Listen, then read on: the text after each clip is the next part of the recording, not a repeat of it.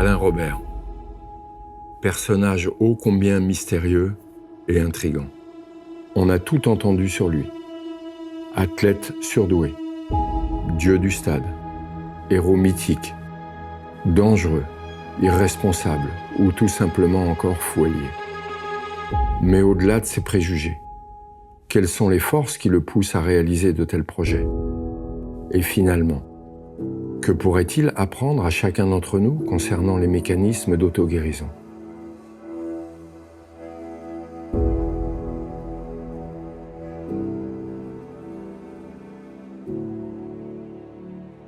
Enfant, voilà, j'étais un gamin qui avait peur de tout, qui était mal dans sa peau, qui n'avait pas confiance en lui. Et j'avais des héros, hein. C'était Zorro, Robin des Bois, D'Artagnan. Et puis je rêvais d'être quelqu'un de brave et courageux. Alors la première fois que j'ai rencontré Alain Robert, à l'époque c'était pas du tout un athlète, il était plutôt un petit peu bedonnant et je lui avais demandé de venir m'assurer pour libérer un projet d'une voiture à l'époque. Belle rencontre qui est restée très présente dans mon esprit. Au fil de ces rencontres, il va découvrir l'escalade libre, notamment grâce à Laurent Jacob. Et à ce moment-là, soudainement, il a 2 accidents graves d'affilée. Les séquelles que présente Alain Robert, elles sont lourdes. Il ne peut plus étendre ses 2 coudes. Il a également une raideur complète des 2 poignets. En principe, il ne doit pas pouvoir grimper. Et il le fait quand même. Et là, il y a un mystère. J'étais trop jeune pour aller au club alpin. Et donc, je me suis dit, je vais devenir scout. J'ai sympathisé avec le chef de troupe et lui, il avait en fait les mêmes aspirations que moi. Nous, notre Bible, entre parenthèses, c'était Glace-Neige et Rock, c'était Bonatti, c'était 342 heures dans les Grandes Jorasses. Donc on voulait faire de l'escalade dans une optique montagne.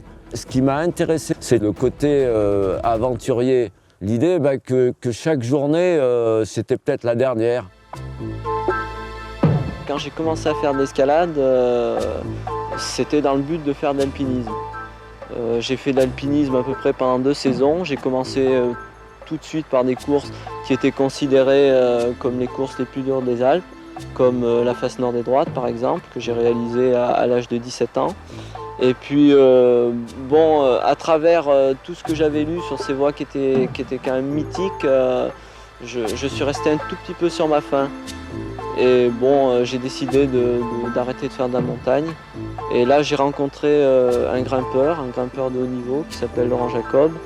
Et sa façon d'envisager l'escalade libre systématiquement, en cordée, m'a plu. Et donc, j'ai décidé de m'investir sur cette forme d'escalade. Là, j'avais déjà basculé, j'avais d'autres potes, donc je faisais de l'escalade un peu sportive. Alpirando était sorti, j'avais vu Laurent qui grimpait à Yosemite, donc je m'étais rendu compte qu'en fait, il existait une autre façon de grimper. Je n'avais pas percuté qu'il pouvait y avoir encore un mode d'escalade plus pur qui consistait à ne pas tirer sur les points d'assurance. Et puis après ça, j'ai mis ça en pratique, mais en solo.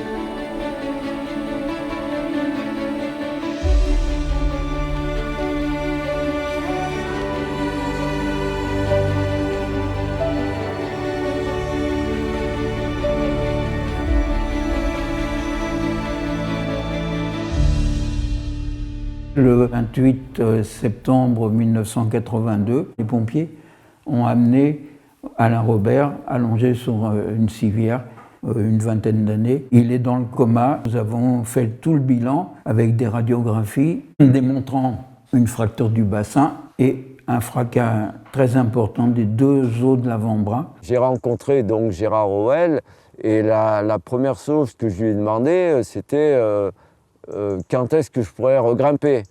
Et puis là, il m'a regardé, il m'a expliqué qu'en fait, dans toute sa carrière, il n'avait jamais vu des poignets aussi endommagés que les miens. Il m'a dit, je ne pense pas que vous pourrez refaire de l'escalade un jour. Il m'a dit, vous êtes jeune, je veux dire, c'est déjà pas normal que vous soyez encore en vie. Vous pourrez remarcher. Donc j'avais une fracture du bassin quand même, j'avais une fracture du genou, une fracture aussi du pied, donc j'avais quand même pas mal de fractures. Mais il m'a dit, voilà, l'escalade, il faudra y faire entrer, quoi. Il m'a dit, il faudra aller en centre de rééducation à Grenoble, faire de la rééducation intensive, parce que sinon, vous ne pourrez pas vous resservir de votre corps. Donc il a insisté là-dessus, puis moi, je n'avais pas envie d'aller en centre de rééducation. Donc j'ai passé 2 mois à l'hôpital, et puis j'ai dit non, moi je ne vais pas en centre de rééducation. Il me dit, de toute façon, vous ne récupérez pas si vous n'allez pas en centre. Et puis j'y suis pas allé. Moi, je m'étais remis un petit peu à faire des exercices et tout ça, et puis j'allais plus chez le kiné. Moi, c'est pas la médecine qui m'intéressait. Moi, ce qui m'intéressait, c'était de regrimper. Donc je me suis mis à regrimper. Je n'ai pas demandé au médecin si je pouvais regrimper. Je me suis mis à refaire de l'escalade, des trucs très très faciles au départ. Ce qui m'a un petit peu sauvé, c'est ce mur en briques pas très loin de la maison, qui faisait à peu près 100 mètres de long. C'est ce qui m'a permis de me rééduquer, en définitive. Un jour, j'ai commencé à réussir à déplacer une main. Après, j'ai réussi à faire 2 déplacements. Et en fait, c'était fabuleux parce que j'ai vu mon corps changer assez rapidement. 2 ans plus tard, j'étais plus fort que ce que j'avais jamais été auparavant. J'ai moi-même vécu plusieurs accidents très graves et le second, c'était à Mauriès, j'avais à peu près 23 ans. Je me retrouve avec une fracture de la cheville droite, une fracture articulaire très complexe et 6 mois après, je ne marchais toujours pas. J'étais alors à l'époque jeune étudiant en médecine et donc je consulte un des meilleurs chirurgiens orthopédistes de France qui m'assène devant tous ces étudiants. Là, moi j'étais en slip allongé sur la table. Il me dit « Jeune homme, ta cheville est foutue, personne n'osera te l'opérer, il va falloir te bloquer la cheville, sinon elle va être trop douloureuse, et le sport c'est fini, consacre-toi à tes études. Au revoir ». Comment j'ai réagi à ce verdict sans espoir ? En fait, j'ai envoyé tout ça balader, j'ai bien évidemment totalement refusé ce verdict en bloc. Ça allait être le point de départ de ma quête à la fois personnelle pour me réhabiliter, et en même temps professionnelle, parce qu'en fait, ça allait mettre un point d'inflexion à ma carrière et à mes recherches, qui tournaient autour de la question comment un corps peut continuer à fonctionner alors que mécaniquement, théoriquement, c'est impossible. C'est là que je fais intervenir ce que j'appelle la magie du vivant, pour peu qu'on lui ouvre la porte. Et alors cette quête que j'avais entreprise pour me réhabiliter m'a aidé considérablement pendant des années en tant que médecin du sport pour aider les patients eux-mêmes. Et ça m'a permis de mieux comprendre qu'en fait, avant d'être des pièces mécaniques en mouvement, on est surtout des êtres vivants. Et ça fait une différence absolument fondamentale. Et 2 ans plus tard, je faisais partie des 3 Français à la première compétition internationale d'escalade à Yalta, avec Patrick Edlinger et Eddy Boucher. Alors que je faisais moi-même un peu d'escalade avec des amis, j'étais en difficulté dans un 5 et je vois quelqu'un qui, à ma droite, grimpe un surplomb très important avec une facilité, une aisance et une rapidité qui me laissait sans voix. J'arrive en haut et cette personne qui avait grimpé le surplomb m'interroge et me dit « Tu me reconnais ?» Alors je lui dis « Oui, tu es Alain Robert. Tu vois, tu m'avais dit que je ne grimperais pas plus du 4. Tu m'avais dit que c'était un 7. » Et là, j'étais bluffé, mais vraiment bluffé. Et je m'étais trompé. Il s'était ingénié à me faire mentir. Et il avait raison. Mon rêve de gosse m'avait complètement filé dans les doigts le 29 septembre 82. J'étais mort, presque mort. En tout cas, pour moi, l'escalade, c'était fini. Et le fait de m'être réveillé un matin et d'avoir dit non, c'est pas possible, puisque je suis en vie, donc effectivement, je suis pas mort. Donc, je vais essayer. Je vais pas finalement écouter cette personne qui est, même si c'est un grand chirurgien, après tout, voilà, pourquoi est-ce que c'est lui qui déciderait ce que je peux faire avec ma vie ou pas ? Ce qui est intéressant, c'est que ce qui était une catastrophe va finalement se révéler un événement fondateur pour lui. Son moyen d'expression, ça va être l'escalade en solo intégral, c'est-à-dire de l'escalade libre, mais tout simplement sans corde.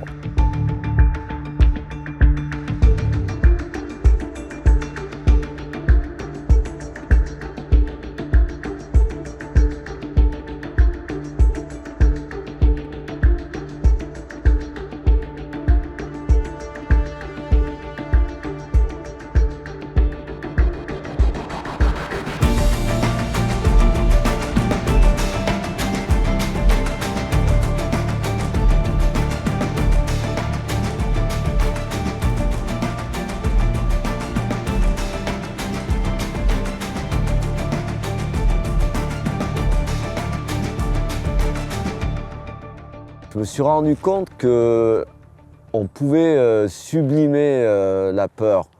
C'est-à-dire, j'avais découvert que tout ça, ça pouvait se vaincre. C'était pas une fatalité, j'étais pas maudit par les dieux, mais qu'en définitive, il m'appartenait à moi de transcender ma peur et puis finalement de faire de mon ennemi juré mon meilleur ami.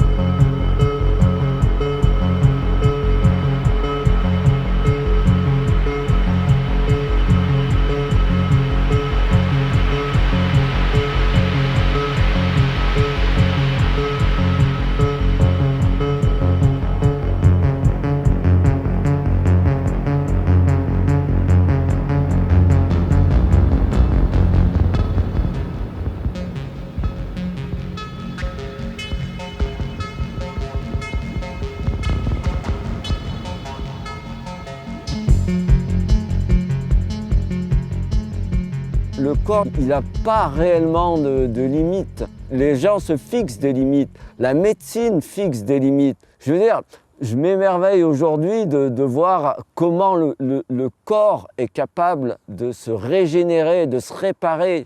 Tout ça, il faut lui demander.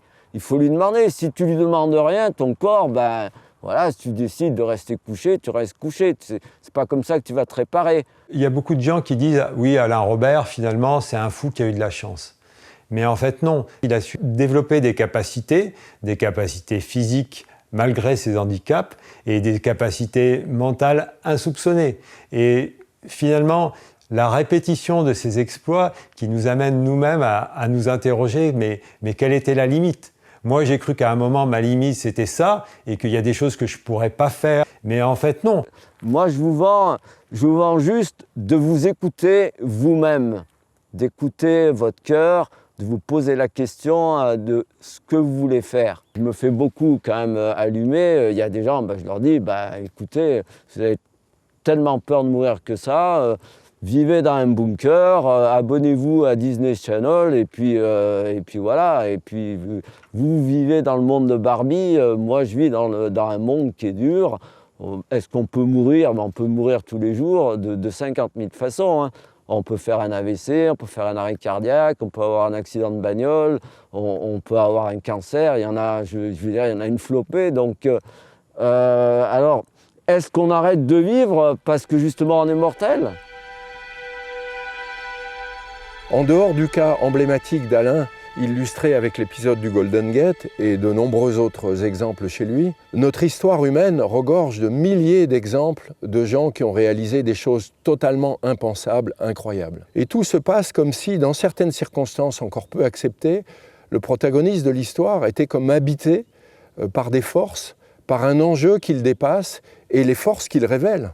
Et c'est ça le modèle d'épanouissement qui nous est proposé dans ces contes et dans ces légendes. C'est pas du tout un monde de bisounours poétisé à l'extrême, pas du tout, c'est des vérités profondes. Et c'est comme ça qu'on arrive à devenir le héros de sa propre vie, c'est-à-dire réaliser sa destinée totalement, quels que soient les obstacles. What every good building climber needs, George Andrews. Good morning. Good morning, gentlemen. Ellen, thank you for coming in.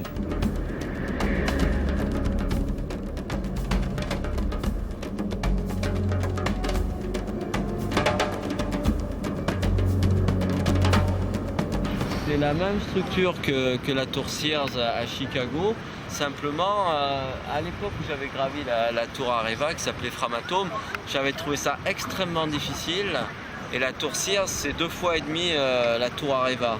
J'avais l'expérience de tour qui en moyenne avoisinait les 200 mètres. Et là, d'un seul coup, on allait dans l'inconnu en visant une tour qui faisait pratiquement 450 mètres de hauteur.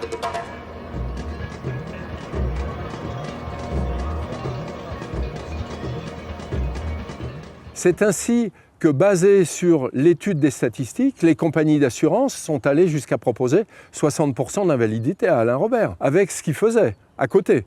Et pareil pour mon cas, le meilleur chirurgien de France me proposait de bloquer la cheville. J'avais 23 ans, j'en ai 68, c'est la cheville qui voulait me bloquer. Heureusement que je ne l'ai pas écouté. Heureusement que je n'ai pas cru à ce culte de la moyenne statistique et ce que je pouvais espérer. Heureusement que Alain et moi avons nourri de faux espoirs. Le vivant se moque bien de nos prétendus impossibles de nos manuels de biologie. Vous apercevez les traces blanches. On les voit sur cette armature métallique. Elles descendent jusqu'en bas. C'est ici qu'il a commencé son ascension. Apparemment, il n'a pas utilisé de ventouse. Il a pris un risque considérable. On va l'emmener chez le procureur. Une peine d'emprisonnement est un peu excessive, mais je crois qu'un traitement psychiatrique s'impose.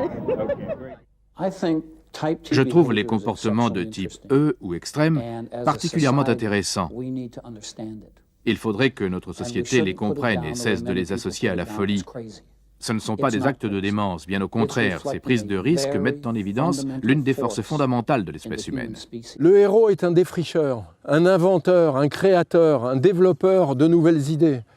Il défriche les nouveaux chemins. Ce qui était impossible devient possible. C'est ça qui nous montre du doigt. Face à ça, face à ce qu'il nous montre, à ces faits qu'on ne peut pas nier, nous n'avons que 3 possibilités. La première, la plus courante, c'est le refus. Ce type est complètement fou allié. En plus, c'est un dangereux parce qu'en fait, il nous montre quelque chose. C'est criminel de montrer ça. Deuxième possibilité, placer ce héros, avec ses réalisations exceptionnelles, dans les nouveaux dieux du stade, au panthéon des êtres hors du commun qui vont faire des choses totalement inaccessibles à nous autres pauvres mortels. Enfin, troisième option, et c'est celle-là qui nous intéresse, c'est que le héros nous montre quelque chose. Il nous aide à révéler quelque chose qui est en chacun de nous. C'est ça sa véritable fonction. Donc tant que nous continuerons à nous voir comme des êtres mécaniques avec un ensemble de pièces en mouvement, qu'il faut remplacer quand elles s'usent, ce sera notre réalité.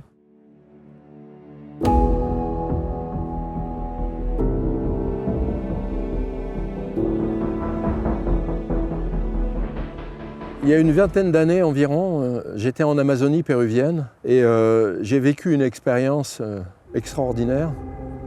Entre veille et sommeil, j'ai eu une vision d'un seul coup, alors que ça faisait des années qu'on ne s'était pas revu avec Alain. Et je le vois comme une fleur multicolore qui grimpait sur d'immenses tours en verre et en métal. Et il était comme la dernière expression du vivant, dans toute sa fragilité et en même temps avec toute la force de sa détermination. Il y avait tout ça dans cette vision. Il y avait aussi comme la sensation. Et c'est comme s'il nous faisait un pied de nez. Il disait, oui c'est dangereux, oui c'est risqué, mais en fait il serait encore plus dangereux de ne pas être qui je suis.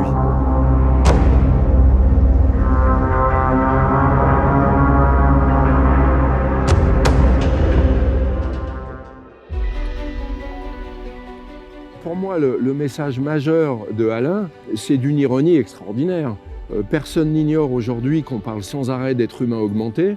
Et en fait, ce petit bonhomme-là, avec son handicap, ce petit bonhomme diminué, il nous montre des choses extraordinaires. Est-ce qu'on a vraiment besoin d'être humain augmenté ou est-ce qu'il nous montre simplement ce pouvoir qui est en nous, en chacun d'entre nous, et qui n'appartient qu'à nous de révéler, en fait. C'est notre humanité. C'est ça qu'il nous montre.